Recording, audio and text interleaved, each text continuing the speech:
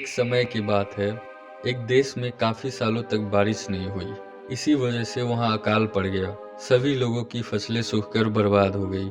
उस देश के लोग खाने-पीने के लिए तरसने लगे, क्योंकि सब कुछ अकाल की वजह से बर्बाद हो गया था। इसी देश में एक जंगल भी था, जो अकाल पड़ने की वजह से सूख गया था। इस जंगल में रहने वाले पशु-पक्षियों को भी रोटी या खाने के टुकड़े नहीं मिल रहे थे।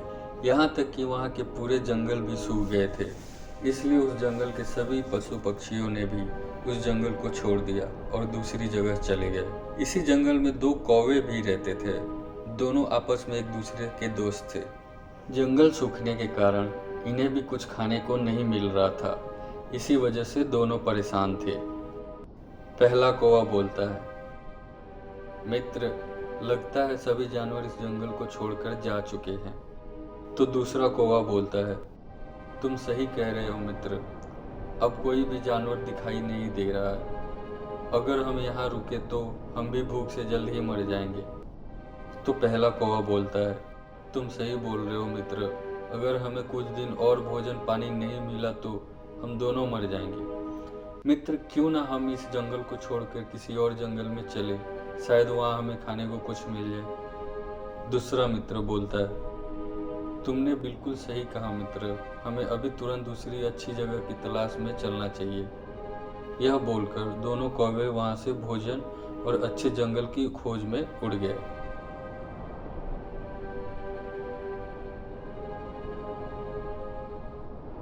कई घंटे उड़ने के बाद भी उन्हें हरा भरा जंगल नहीं दिखाई दे रहा था।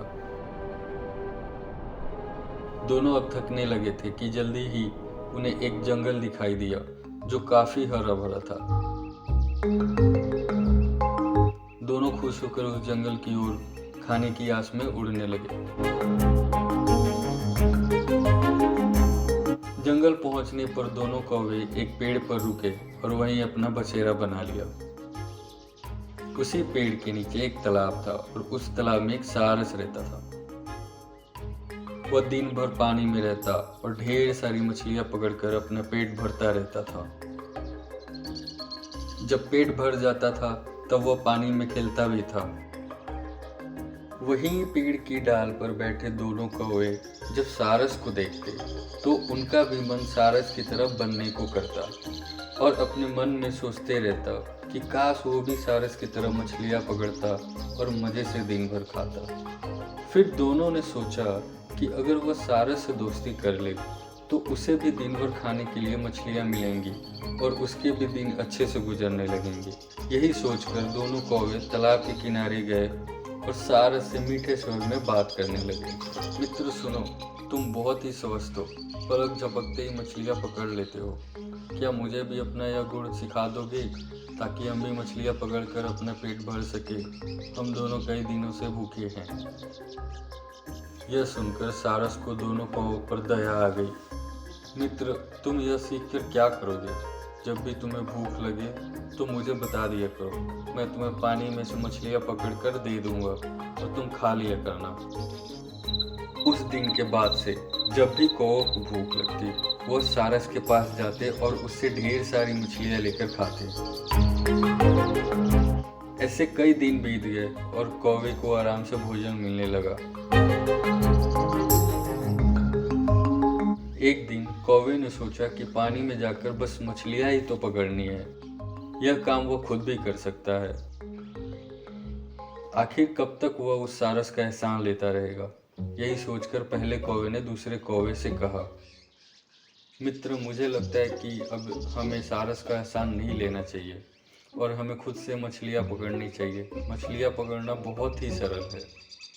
लेकिन दूसरा कौवा थोड़ा समझदार था। उसने पहले कौवे से बोला, मित्र, हम आकाश में उड़ने वाले पक्षी हैं। हम पानी में नहीं तैर सकते हैं, इसलिए खुद से मछलियां नहीं पकड़ सकते। यह हमारा काम नहीं है।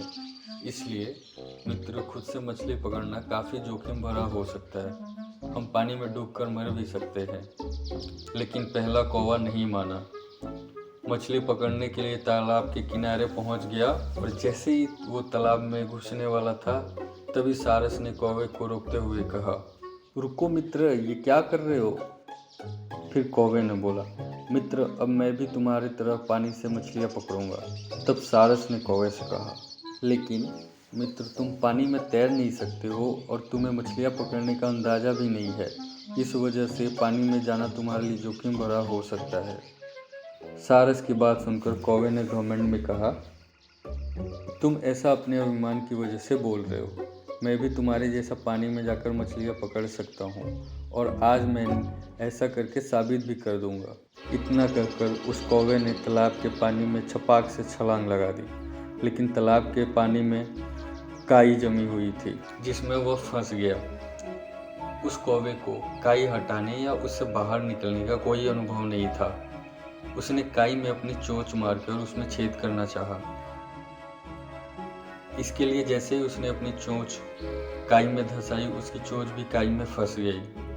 काफ़ी प्रयास करने के बाद भी वह उस काई से बाहर न निकल सका और कुछ देर बाद पानी में दम घुटने की वजह से उसकी मृत्यु हो गई। तो बच्चों, इस कहानी से हमें ये सीख मिलती है कि हमें दूसरों की नकल नहीं करना चाहिए।